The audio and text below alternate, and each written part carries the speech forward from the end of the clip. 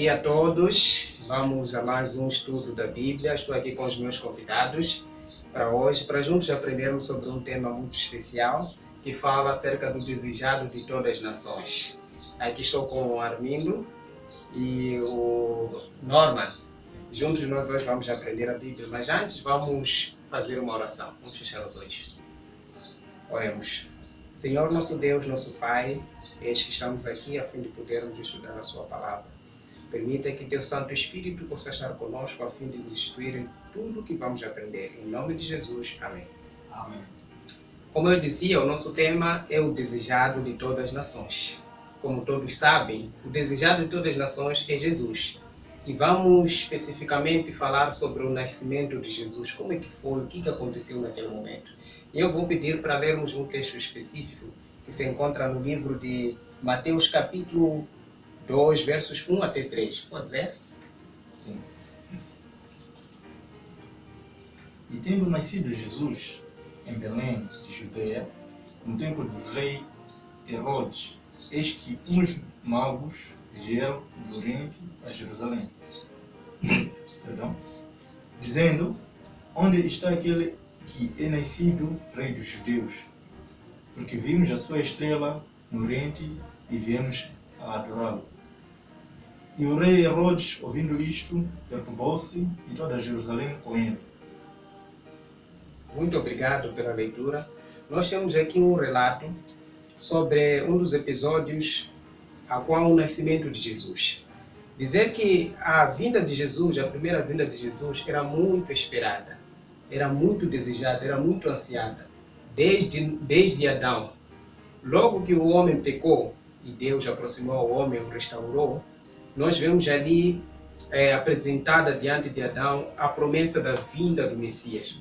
Quando Deus sacrificou um animal que representava Jesus Cristo, e depois de sacrificar, tirou a pele do animal e fez duas túnicas para a mulher e para o homem, Adão e Eva. Ali marcava o início da esperança da vinda do Messias, do desejado de todas as nações. E esta crença era preservada ao longo dos anos. Ao longo dos anos era preservada. Não foi uma crença judeia, simplesmente, mas era uma crença de todas as gerações, desde Adão até ao povo judeu. E como estava predito, e como Deus sempre não faz nada sem anunciar ao seu povo, quando esteve próximo a vinda do Messias, a vinda de Jesus, Deus deu mais ênfase, deu mais clareza. E 700 anos antes, pelo profeta Isaías, nós podemos ler isso em Isaías capítulo 7, versos 14, Deus anunciou especificamente como que seria esse nascimento. Que uma mulher virgem iria conceber do Espírito Santo. E quando lemos os evangelhos, vimos que foi confirmado este episódio. E também foi dito, através do profeta Miqueias, no Miqueias capítulo 5, versos 2, que este Messias iria nascer em Belém. Portanto, essa era a esperança do povo de Israel. E o povo ia anunciando isso constantemente, acerca da vinda do Messias. E era anunciada, essa era a esperança do povo, do povo judeu.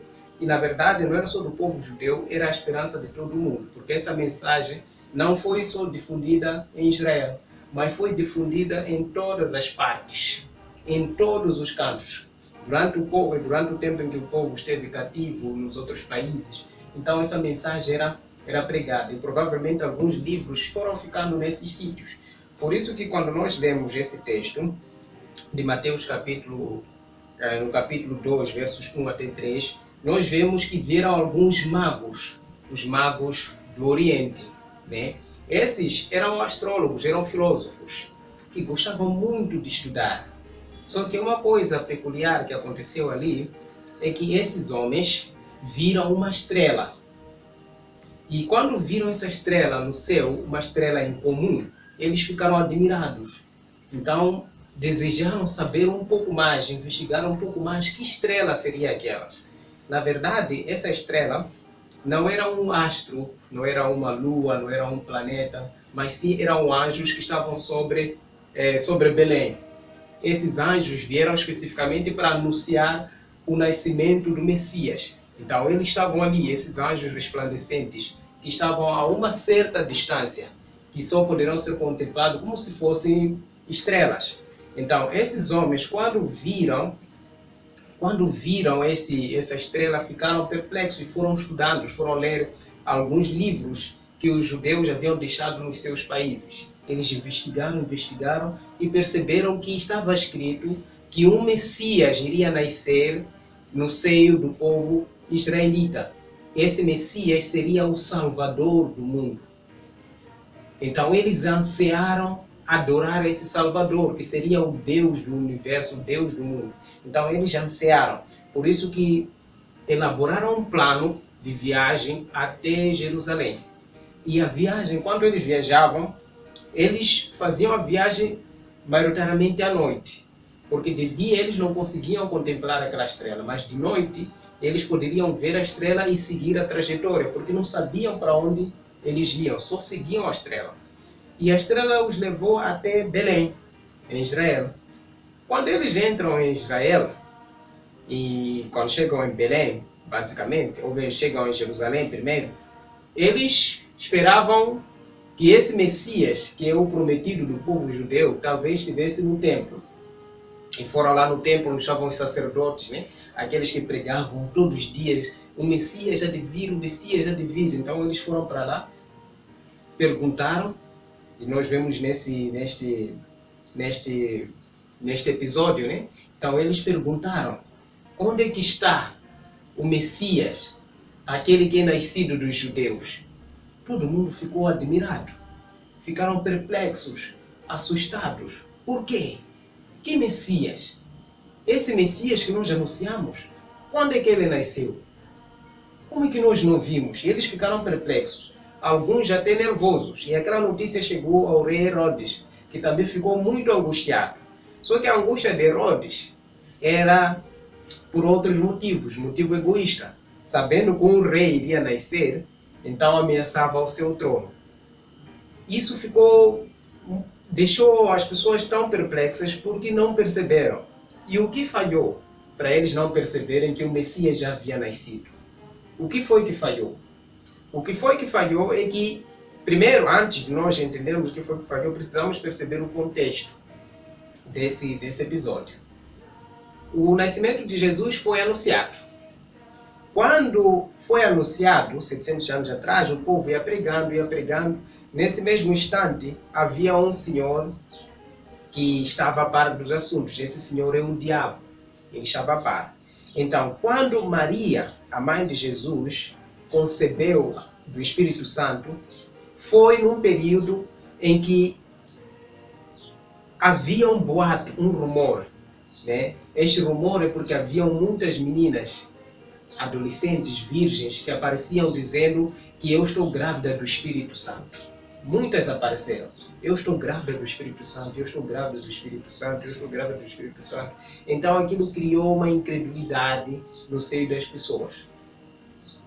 Essas mulheres que vinham dizendo que eu sou grávida do Espírito Santo eram mulheres que foram enganadas por alguns sacerdotes que dormiam com elas, engravidavam, depois mandavam elas dizerem que estão grávidas do Espírito Santo. Mas tudo isso induzido pelo diabo para atrapalhar a vinda de Jesus. Quando Maria anunciou que estava grávida e do Espírito Santo, então ninguém quis aceitar. Pensaram que mais um desses enganos que estão por aí, né? É mais um engano, é mais uma menina infeliz a ser enganada. Deixa ela pobre, quer ser enganada, é com ela.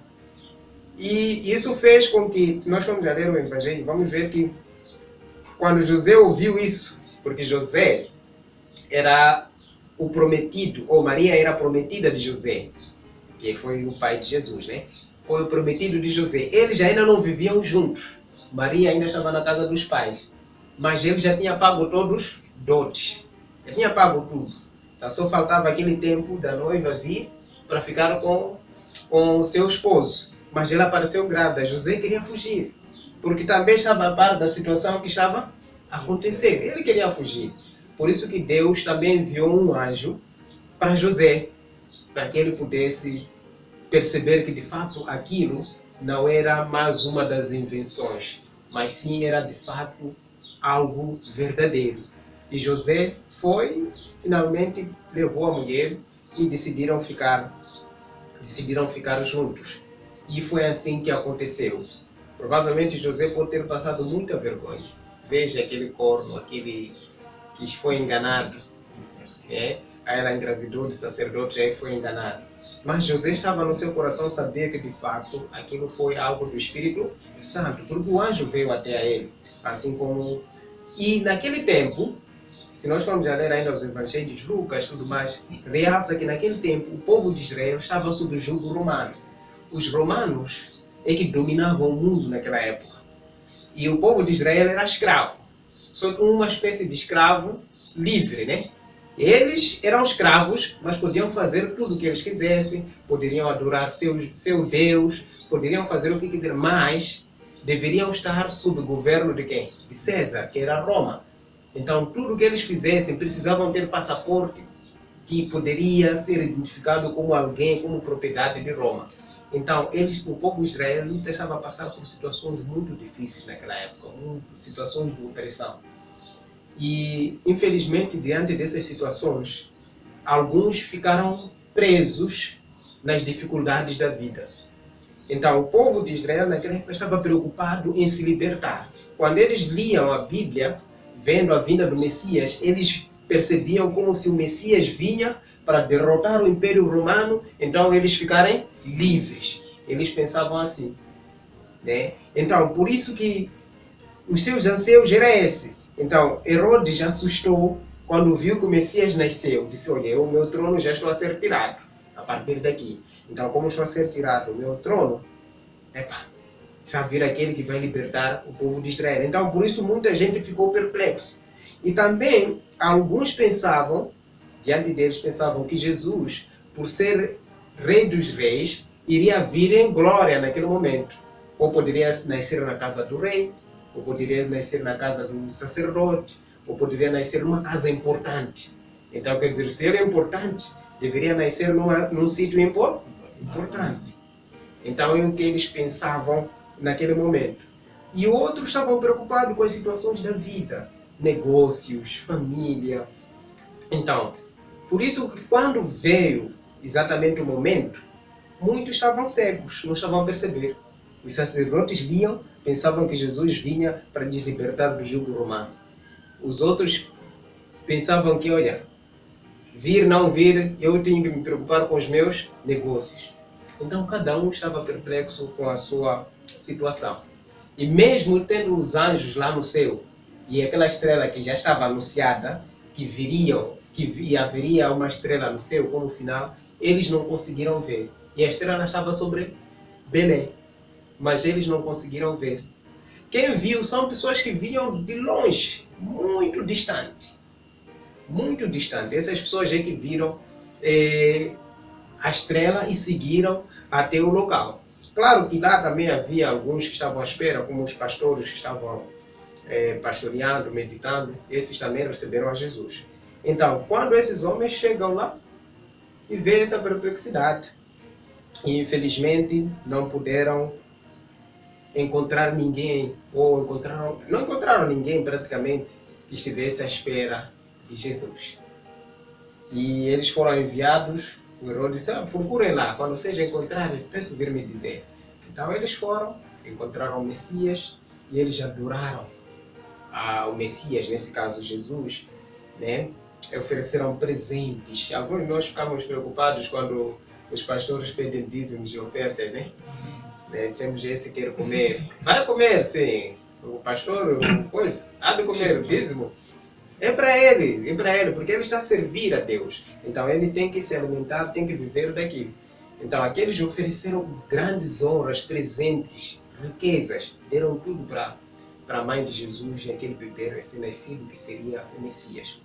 O que eles não percebiam é que Jesus não vinha para libertar o povo de Israel do jugo temporal. Não vinha para libertar ou para promover estabilidade econômica e emocional do povo de Israel. Jesus vinha com uma missão, para morrer pelos pecados da humanidade. Era essa a missão de Jesus. Por isso que essa história me impressiona muito. Como é que esses não poderão perceber enquanto sempre anunciavam? Porque os seus pensamentos estavam em outros assuntos, por isso não percebiam exatamente qual era a missão de Jesus Cristo na Terra. Esse Jesus morreu, ressuscitou e foi ao céu. Mas antes de ir, ele também fez uma promessa. Em São João capítulo 14, versos 1 até 3, temos essa promessa, entre outros textos. Ele disse que ia para o céu, preparar um lugar, e depois, quando voltasse, iria nos levar de novo. Esta é a promessa que os cristãos aguardam há já muito tempo. Né? Os cristãos aguardam há muito tempo. E há muitos que aguardam. Muitos que aguardam. Hoje existem muitas igrejas que estudam a Bíblia, né? Estudam a Bíblia e pregam. Existem muitas que até causam confusão, né? Assim como naquele tempo apareceram muitas mulheres que eram virgens dizendo estou grávida do Espírito Santo. Hoje também aparecem muitas igrejas dizendo que eu estou a serviço de Jesus. Aparecem muitas igrejas mesmo. E é difícil entender. E é difícil saber qual é essa igreja que está a falar a verdade. É por isso que alguns até desistem. Se todos estão a falar a mesma coisa, esse fala isso enquanto o outro fala isso. Então há uma confusão. Né? Mas Jesus já havia disse, olha, cuidado para que ninguém vos engane. Muitos já nem viram, isso pode se ler em Mateus capítulo 24. Diz, muitos já hão de vir em meu nome dizendo eu sou o Cristo.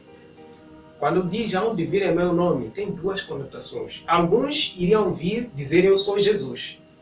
Outros iriam vir dizer eu sou o Messias. Messias, a palavra Messias significa Salvador. Né? Messias é o Salvador. Então, muitos viriam dizendo eu vim trazer a salvação para vocês. Como hoje vê, né? Muitas igrejas dizem eu trago a salvação. Eu trago a salvação. Muitos viriam em nome de Jesus, né? Dizer que eu sou cristão, enquanto na verdade não são. Por isso vamos ver muita gente sendo enganada, sendo extorquida por promessas de cura, milagres, por promessas de bênçãos temporais, né? Por promessas de prosperidade, onde dizem que, olha, você não está cansado de ser pobre? Venha, traga tudo, traga tudo. Dizem assim, né? Hoje em dia muita gente está preocupada mais com bens materiais. Está preocupada com bens materiais, né? Então diz, traga tudo que você tem. Traga tudo que você tem para Deus te abençoar. E muitos são enganados. Hoje acontece isso. E isso está a desviar as pessoas do verdadeiro foco, que é a salvação. Jesus já deve vir novamente para poder nos tirar deste mundo do pecado para uma vida excepcional. Uma vida maravilhosa, em que não haverá sofrimento, não há dor, não há tristeza, não há morte, uma vida maravilhosa. Ele fez essa promessa. Não adianta nós ficarmos aqui a pensar em prosperar aqui. Não está a dizer que não podemos estudar, trabalhar, ter alguns bens. Não está a dizer isso. Está a dizer que nós temos que fazer isso, mas pensando em algo bem melhor, que é aguardar a vinda de Jesus Cristo. E aguardar a vinda de Jesus Cristo significa andar nos seus estatutos e esperar que Ele venha para nos dar uma recompensa maior. O que nós estamos a preparar aqui, esse sonho que nós temos de fazer uma mansão, uma casa grande, ter 3, 5 carros, não é nada comparado àquilo que nós vamos ter. Nós vamos ter coisas maiores. Nós vamos alcançar as nossas viagens que nós vamos fazer, que hoje é difícil viajar daqui até Tete, daqui até Maputo, é difícil. Mas nós vamos fazer viagens daqui até outros planetas. Acho que viram há pouco tempo, tem aquele bilionário que fez uma viagem ao espaço, né? Como já querem fazer viagens comerciais de turismo ao espaço, né? Ele fez a primeira experiência, foi lá durante alguns minutos e voltou, né? É uma experiência que foi feita. Mas para nós mas para nós vai ser experiência vívida e excepcional. Nós vamos fazer isso, vamos ir para outros planetas. Vamos conhecer outros mundos, como se estivéssemos a ir aqui no Matinho. Como se estivéssemos a ir aqui na Rotunda. Vai ser isso para nós. Os carros que nós vamos ter vão ser naves, espaçonaves. Aqueles que nós vemos nos filmes só, né? O carro voador, né? Então, vamos ter esses carros com a velocidade da luz, Hoje o homem tenta chegar a outros planetas, não chega, porque sabe quanto é a distância para chegar lá. Antes dele chegar, o 50º neto talvez já morreu, não sei se vai chegar também o 50º. Talvez umas 50 gerações de filhos devem morrer pelo caminho até chegar ao outro planeta. Mas já não vai ser isso para nós. E outra vantagem é que nós vamos viver para sempre. Nem vamos preocupar em tempo. Não vamos preocupar em tempo. Agora estamos preocupados em fazer tudo. Tem estudar, terminar, em fazer faculdade, depois casar, não sei o quê, então ter filho. Porque daqui a pouco vão envelhecer. Não vai envelhecer mais. Não vai morrer mais. Vai viver para sempre. Vai construir casa que você quiser. Diz a Bíblia, construiremos casas, plantaremos vinha, vamos fazer tudo o que nós quisermos, tudo o que nós sonhamos, nós vamos fazer. Então, é para isso que Jesus quis vir, é por isso que essa história nos impressiona, é para isso que o desejado de todas as nações há de voltar outra vez. Então, esta é a nossa lição de hoje, em nome de Jesus. Amém. Amém. Até a próxima. Tá bom.